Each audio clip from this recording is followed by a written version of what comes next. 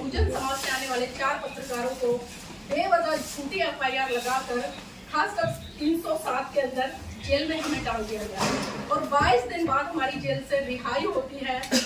बहुत कड़ा अनुभव रहा है जेल का, क्योंकि हम सुनते थे कि योगी सरकार में ऐसे होता है ऐसे होता है, लेकिन जब प्रत्यक्ष रूप से वो चीजें देखी तो सच में पता चला कि कितनी तानाशाही, कितनी गुंडागर्दी है, कि देश की आवाज बनने वाले पत्रकारों को भी जेलों में डाला जा रहा है।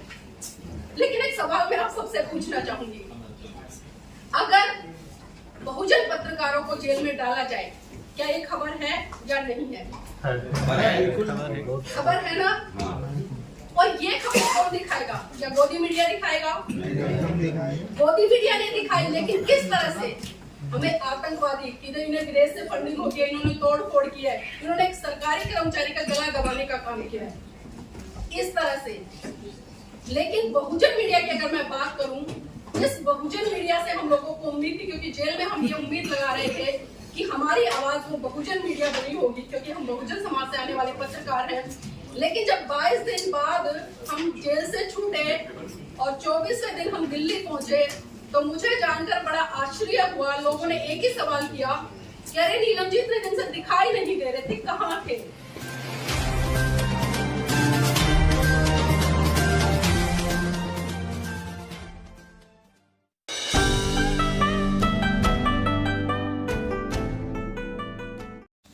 सबसे पहले तो मैं आप सभी का यूट्यूबर जो बहुजन मीट्स है और उसके लिए बहुत बहुत स्वागत करती हूँ, क्योंकि मुझे बहुत अच्छा लग रहा है कि भारत के कोने कोने से यहाँ पर आप सभी आए हैं और कहीं ना कहीं एक जिज्ञासा आपके अंदर है कि कुछ सीखना है, क्योंकि जब तक हम सीखेंगे नहीं, आगे बढ़ेंगे नहीं। और खासकर पत्रकारिता का जो क्षेत्र है वो बहुत बड़ा क्षेत्र है। यहाँ पर हर विषय पर आपको बारीकी से जानकारी होनी चाहिए और प्रॉपर कोई व्यक्ति नहीं है, मैं भी नहीं हूँ, आप भी नहीं है, कहीं ना कहीं हम सब लर्निंग प्रोसीजर में है। और जब लर्निंग प्रोसीजर में रहते हैं और ईमानदारी के साथ में सीखते हैं तो हम कहीं ना कहीं बहुत आगे बढ़ते हैं। और पिछले काफी सालों से मैं भी पत्रकारिता के क्षेत्र में हूँ और सीखने का प्रयास कर रही हूँ। मैं कभी ये संकोच नहीं करती कि कोई मुझसे बड़ा है या छोटा है, जहाँ से मुझे सीखने को मिलता है मैं लगातार सीखने का प्रयास करती हूँ। अगर कोई 2 साल का बच्चा भी मुझे सीख देता है तो मैं उसको भी सीखने का प्रयास करती हूँ, क्योंकि सीखने के लिए आपके पास में ये जरूरी नहीं है कि अनुभवी व्यक्ति आपको बताएगा, क्योंकि सीख एक छोटा सा बच्चा भी आपको दे सकता है। तो हमें लगातार सीख की तरफ बढ़ना चाहिए। और मैं NV News 24x7 की चीफ एडिटर हूँ, उसके साथ साथ में संपत इंडिया चैनल है और तीसरा जो चैनल है वो है मेरा पर्सनल नीलम ब्लॉग चलता है। तो इस तरह से मेरे पास में 4 चैनल हैं और पेज भी चलता है NV News 24x7 का। तो लगातार पिछले काफी सालों से काम कर रही हूँ और बहुत अच्छा रिस्पॉन्स समाज का, देश के लोगों का मिल रहा है। और काफी कठिनाइयां भी आती है पत्रकारिता करते वक्त, खासकर उस दौर में जब मैं एक महिला हूँ और वो भी बहुजन समाज से आती हूँ। अभी बबीता जी ने जिस तरह से काफी अच्छे तरीके से बहुत सारी चीजें एक्सप्लेन की है, जब हम सत्ता के विपरीत जाकर खबरें दिखाते तो कहीं ना कहीं हमें उसका शिकार भी होना पड़ता है। लोग इतनी अभद्र भाषा का इस्तेमाल हमारे लिए करते हैं, तो आप सोच सकते हैं कि उस अभद्र भाषा का हम जिस तरह से पढ़ते हैं, कमेंट्स आते हैं, उनको पढ़ते हुए आगे बढ़ते हैं, लेकिन उन कमेंट्स से हमें नेगेटिव नहीं बल्कि पॉजिटिव इफेक्ट्स लेनी चाहिए कि देखिए हम कुछ कर रहे हैं तभी तो लोग हमें बोल रहे हैं ना। तो उसी दौर में अभी पिछले दिनों जिस तरह से उत्तर प्रदेश गोरखपुर में एक बहुत बड़ा आंदोलन था और उसी आंदोलन को कवरेज करने के लिए उनको बुलाया गया था और वक्ता के तौर पर भी उस कार्यक्रम में आमंत्रित थी। लेकिन कुछ हुआ कि वहाँ पर बहुजन समाज से आने वाले 4 पत्रकारों को बेवजह झूठी एफआईआर लगाकर खासकर 307 के अंदर जेल में हमें डाल दिया गया और 22 दिन बाद हमारी जेल से रिहाई होती है। बहुत कड़ा अनुभव रहा है जेल का, क्योंकि हम सुनते थे कि योगी सरकार में ऐसे होता है ऐसे होता है, लेकिन जब प्रत्यक्ष रूप से वो चीजें देखी तो सच में पता चला कि कितनी तानाशाही, कितनी गुंडागर्दी है, कि देश की आवाज बनने वाले पत्रकारों को भी जेलों में डाला जा रहा है। लेकिन एक सवाल मैं आप सबसे पूछना चाहूंगी, अगर बहुजन पत्रकारों को जेल में डाला जाए, क्या ये खबर है या नहीं है? खबर है ना? और ये खबर कौन दिखाएगा? क्या गोदी मीडिया दिखाएगा? गोदी मीडिया ने दिखाई, लेकिन किस तरह से? हमें आतंकवादी, इन्हें विदेश से फंडिंग होती है, इन्होंने तोड़ फोड़ की है, इन्होंने एक सरकारी कर्मचारी का गला दबाने का काम किया है, इस तरह से।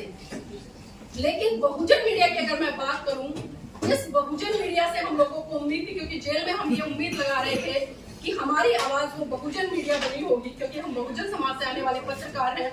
लेकिन जब 22 दिन बाद हम जेल से छूटे और 24वें दिन हम दिल्ली पहुंचे, तो मुझे जानकर बड़ा आश्चर्य हुआ। लोगों ने एक ही सवाल किया कि अरे नीलम जी इतने दिन से दिखाई नहीं दे रहे थे, कहाँ थे?